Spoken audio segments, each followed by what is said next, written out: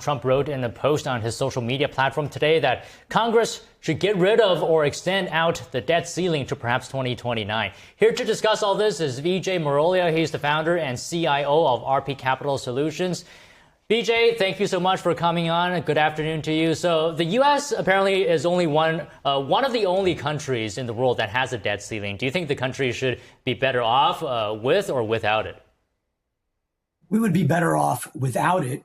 We would be better off if we understood that the problem is spending, and this whole charade about raising the debt limit is just political drama and grandstanding, and it's a waste of time and very valuable resources.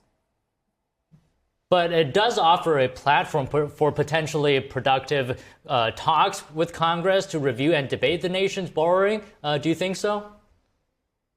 I think that a better opportunity to discuss the problem is if we are facing a shutdown, and if we really come to the truth. And the truth is we're spending money that we don't have, and a lot of it is needless. Much of it is waste. Very little of it is actually helping our citizens. And so sometimes you need to take a time out, sit down and think about what you're doing wrong before you just continue to throw money at the problem. And that's what we've been doing this whole time. Does the debt ceiling increase the chances for lawmakers to consider the implications of borrowing and its impact on future generations? It doesn't. I think it just gives them time to consider, what can I sneak through? What deal can I make? There's so much that is involved. Raven's also upset about the situation, okay? But you know, I think that what's really going to give them cause for pause is what we're doing right now, what the incoming Trump administration is doing, which is saying no more of the BS, no more of the pork, figure it out, otherwise we'll do it for you. Do you think the debt ceiling at least provides as a limit to prevent unchecked borrowing by the government? Unfortunately, it does not. And the reason why I know that is because it keeps getting higher every few years. So if you imagine this, a speed limit, right? So if it's 65, then the next year it's 75, and then the next year it's 85, and then the next year it's 95. Why have a speed limit? Why not just figure out a way to drive better? Why, right? So maybe that's not the best analogy, but maybe I need some coffee. The bottom line is this. This is a dance that they do in DC that serves no purpose. But do you think maybe perhaps addressing the debt ceiling in political debates in itself could potentially demonstrate the U.S. as a leader in responsible borrowing, just the discussion itself on the world stage? I appreciate your optimism and God bless you. But I think it's hard to put the United States and responsible spending in the same sentence without cracking a little bit of a smile. We have not shown that. We've shown total irresponsible spending, right? We are spending in ways that would blow your mind. And it blows my mind when I dig into it. And it's disgusting. And that's why the Doge is going to start cleaning house. So I'm excited for that. I think that Vivek and Elon, these are two bright people with business backgrounds. They understand how to run a P&L. And very few people in DC, very few people in Congress know how to do that.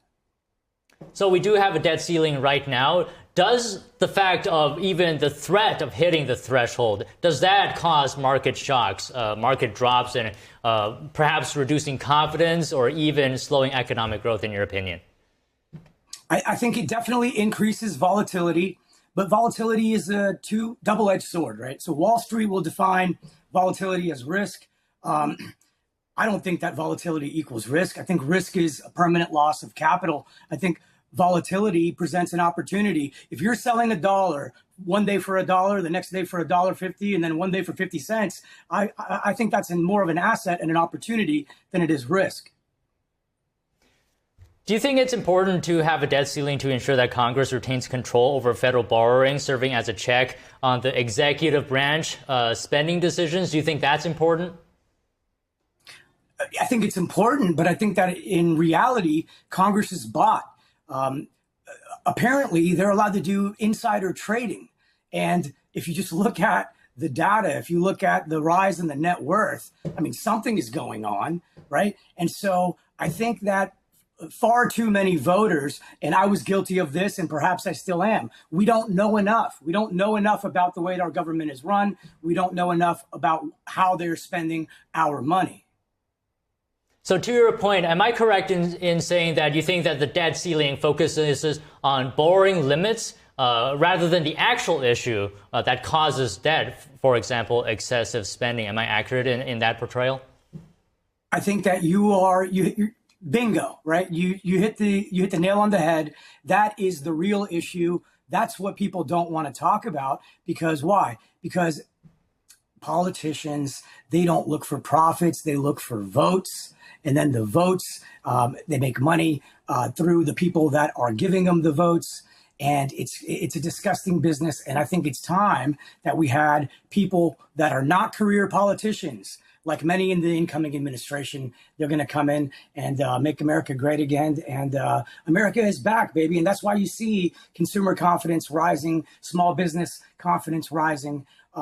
The volatility in the stock market is short term. Remember that. This is like walking into a store and it's a clearance sale.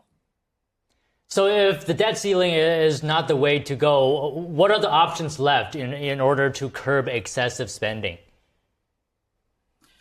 DOGE, my friend. I think that Elon and Vivek are going to put their minds together, maybe even put in some artificial intelligence, and they're going to take a data-driven approach. I was actually talking about this earlier this morning on Wharton Business Radio, but you need to take a data-driven approach. We have this data. Data is one of the most valuable types of property, intellectual property. Let's use it. Let's use our tools. Let's use our technology. Let's stop the waste. Let's stop the spending.